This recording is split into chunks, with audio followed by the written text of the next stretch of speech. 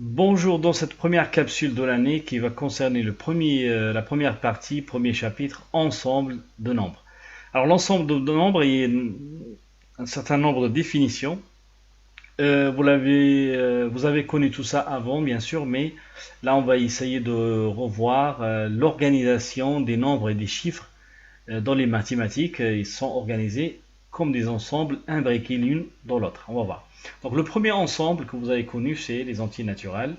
Les entiers naturels, ou bien l'ensemble s'appelle n, avec une petite écriture là, avec double barre ici, hein, au milieu. C'est exactement comme ça qu'il faut l'écrire.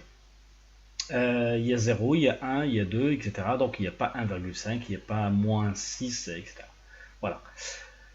Le deuxième ensemble, c'est l'ensemble des entiers relatifs. Donc l'ensemble des entiers relatifs s'appelle Z, avec une double barre au milieu. Hein. C'est pas un Z simple, mais Z avec une double barre ici. Hein. Des entiers positifs ou nuls et des entiers négatifs. Donc dans Z, il y a n. Alors, il y a moins 3, il y a moins 2, il y a moins 1, 0, etc. Alors, l'ensemble suivant, ce qu'on appelle les nombres décimaux. Alors, les nombres décimaux, c'est les nombres qui s'écrivent sous la forme de A sur 10 à la puissance n.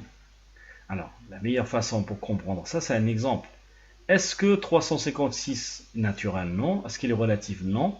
Est-ce qu'il est décimal? Oui. Pourquoi? Parce que 356, c'est 356 sur 100, et 100, c'est 10 à la puissance 2 carré. Donc, A est égal à 356 et n est égal à 2, donc c'est un nombre décimal. L'ensemble qui vient et qui est peu connu jusqu'à votre niveau, les nombres rationnels. Alors, ça s'appelle l'ensemble Q avec double barre pour écrire Q. Alors, c'est les nombres qui s'écrivent sous la forme A sur B, d'accord?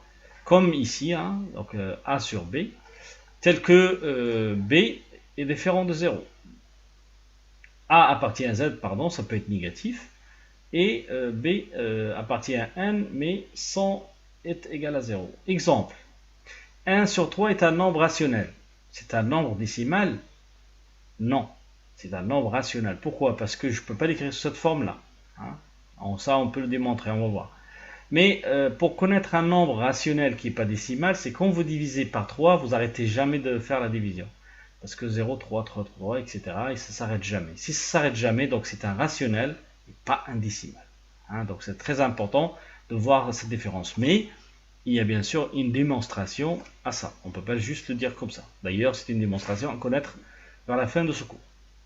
L'ensemble des nombres réels, c'est l'ensemble qui est un peu plus grand que tout ça, qui contient tous les autres ensembles, tels que x carré est supérieur à 0. C'est-à-dire, si vous arrivez à mettre le nombre supérieur à 0, le carré égal à 0, donc c'est un nombre rationnel. Est-ce qu'il y a un nombre qui est réel, mais qui n'est pas, par exemple, rationnel?